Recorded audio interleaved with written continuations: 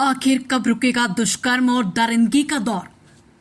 नवजात हो या नन्ही बालिका, स्कूल और कॉलेज जाने वाली या शादीशुदा और कुंवारी, शहर की या गांव की, कहीं भी तो महफूज नहीं माँ, बहन, बेटियां। अलवर की वो बच्ची आज भी जहन में जिंदा है जब खेत से गुजरते हुए उसे किसी यौन विक्षिप्त ने शिकार बनाया। वो संभली, स्कूल गई, पढ़ाई की और लौटकर घर पर बताया। तब ये सोच और पुख्ता हुई कि बलात्कारी की बजाय उसकी शिकार बेटियां मुंह क्यों छुपाए, क्यों घुटे, उसे हम हमेशा के लिए पीड़िता कहकर क्यों पुकारे। दुष्कर्मी ने महिला की कलाई पर गुदवा दिया था। मेरे साथ बलात्कार हुआ है। वो अस्पताल में भर्ती थी। राजस्थान महिला आयोग की उस वक्त की अध्यक्ष ने उसी अमिट लिखाई वाली कलाई के साथ सेल्फी खिंचवाकर सोशल पोस्ट डाली थी। खूब खिंचाई हुई, खूब किरकिरी हुई, मगर इस्तीफा नहीं हुआ। फिर कांग्रेस का राज आया। एक यौन बख्शी ने 4 साल की मासूम को अपनी हवस मिटाकर कुएं में लटका दिया। गैंगरेप और कत्ल के इतने मामले आए कि हिसाब रखना मुश्किल हो गया। अजमेर में साल 1992 में यौन शोषण और ब्लैकमेलिंग की शिकार 250 बेटियों के गुनाहगारों के तार अजमेर दरगाह के खादिमों और यूथ कांग्रेस से जुड़े मिले। चंद बड़े नेताओं के नाम भी थे जो इन सालों में छुपा लिए गए। 6 गुनाहगारों को हाल ही में 32 साल बाद पास्को कोर्ट ने उम्र कैद की सजा सुनाई। ये देश नहीं, दुनिया का अकेला ऐसा मामला है जिसमें नेता, सत्ता और प्रतिपक्ष, पुलिस, न्यायपालिका और मीडिया सब कटघरे में खड़े मिले। पिछले सालों में प्रदेश में अनगिनत और अनहोनी घटनाएं हुई, मगर कभी सड़कें जाम नहीं हुई, सरकारें नहीं हिली, विधानसभा स्थगित नहीं हुई, किसी की कुर्सी नहीं गई। देश की नजर से भी ये मुद्दे छिपे रहे। न्यायपालिका ने भी देश में गूंजने वाली तल्ख टिप्पणी नहीं की। कानून जरूर कड़े हुए, मगर पिछले 4-5 सालों में हम वहां पहुंचे जिसके लिए कभी उत्तर प्रदेश बदनाम था। महिला सुरक्षा चुनावी मुद्दा भी था, लेकिन अब हर दिन हो रही दुष्कर्म की घटनाओं ने ये भ्रम तोड़ दिया कि सत्ता बदलने से जुर्म की रफ्तार धीमी होगी या अपराधी सहमेंगे।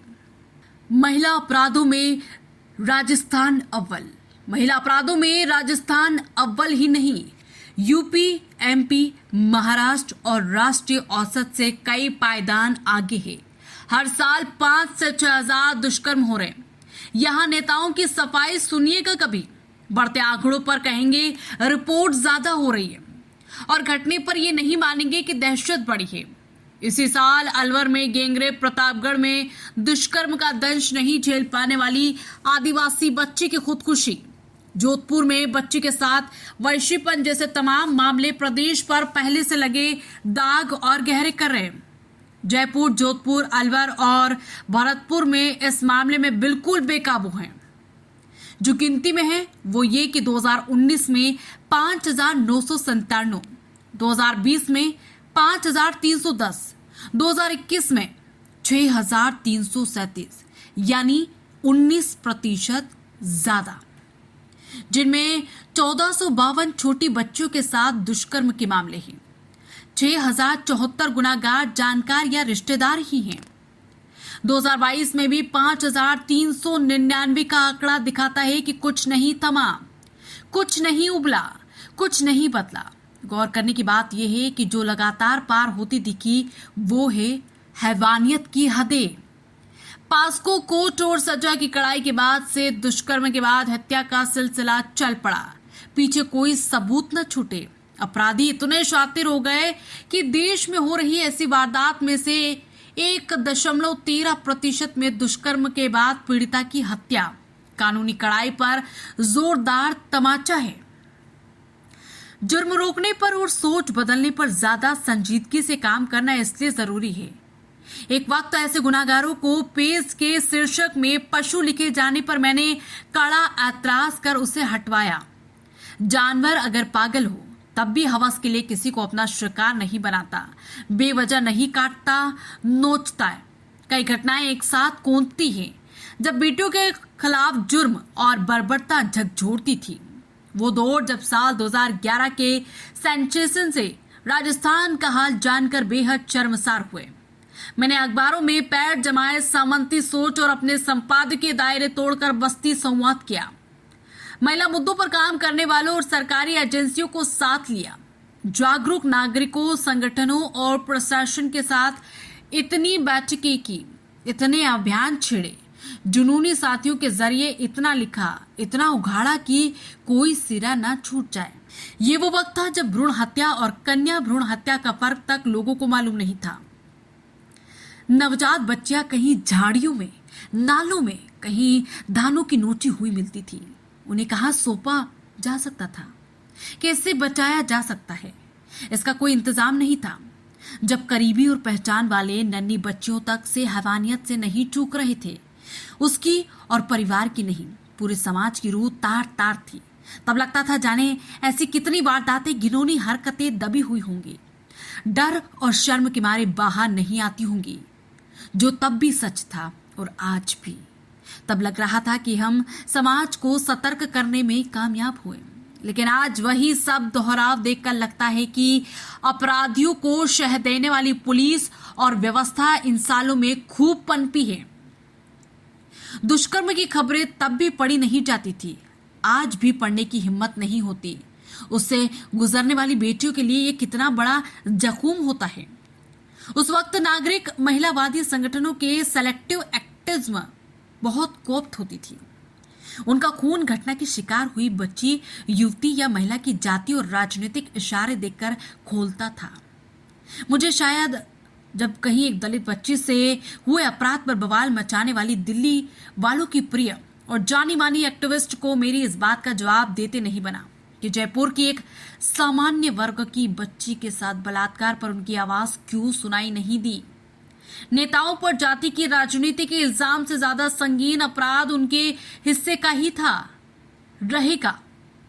नवजात हो या नन्ही बालिका, स्कूल और कॉलेज जाने वाली या शादीशुदा और कुंवारी, शहर की या गांव की, कहीं भी तो महफूज नहीं मां, बहन, बेटियां। अलवर की वो बच्ची आज भी जहन में जिंदा है जब खेत से गुजरते हुए उसे किसी यौन विक्षिप्त ने शिकार बनाया। वो संभली, स्कूल गई, पढ़ाई की और लौटकर घर पर बताया। तब ये सोचकर और पुख्ता हुई कि बलात्कारी की बजाय उसकी शिकार बेटियां मुंह क्यों छुपाए, क्यों घुटे, उसे हमेशा के लिए पीड़िता कहकर क्यों पुकारे। और साथ ही ये भी कि अगर आम दुर्घटना की तरह इसे देखने लगे तो कहीं ये और न बढ़ जाए। लेकिन अभी तो ये साबित हो रहा है कि हम सब भी नहीं, बर्बर समाज हैं। रोकने की जिम्मेदारी किसकी? अपराधियों को शह देने वाली व्यवस्था इस विरोधाभास को कैसे मिटाए कि बेटियों को वर्क फोर्स में आने लगी और अपराध की मानसिकता पनपती रहे। पिछले सेंसेशन के तुरंत बाद जिस सघनता से काम किया, उसके नतीजे आने वाली जनगणना में देखने का मन था। लेकिन यौन अपराधों और दुष्कर्मों ने जो रफ्तार पकड़ी है, उससे बेहतरी की उम्मीद कैसे लगाए? बढ़ते दुष्कर्मों के जवाब में सदन में राजस्थान को मर्दों का प्रदेश कहने वाला नेता फिर सीना चौड़ाकर विधानसभा में है। इस बार चुने गए विधायकों में 22% पर दुष्कर्म और हत्या जैसे संगीन मामले हैं। तो कौन किसकी आवाज बनेगा और उनके दोहरेपन को हम भाप कैसे पाएंगे? वहीं आयोजनों में, कार्यशालाओं में महिला सुरक्षा सशक्तिकरण पर भाषण देंगे और सब सुनेंगे, तालियां बजाएंगे। बेटियों को आगे बढ़ाने की घोषणाएं हर सरकार में होती है। यौन हिंसा की शिकार बेटियों की मदद के लिए वन स्टॉप सेंटर बने हुए हैं, लेकिन इन अपराधों के आंकड़े नहीं बदल रहे। सोच बदले, बेटियों के साथ हर तरह का भेद और उनके खिलाफ हर तरह का गुनाह खत्म हो, ये जिम्मा अब समाज का ही तयादा है, जिसे खुद भी तय करना है कि वो अपराध, राजनीति, पुलिस, अन्याय का गठजोड़ कैसे तोड़े। अब बात बराबरी को नहीं, इंसानियत और खासियत की कद्र की ही है। कानून के दंड से पहले समाज का डंडा कड़ा हो जाना चाहिए, ताकि अपने किए का हश्र सोचकर अपराधी पहले ही सिहरे और सुधार की राह पकड़े।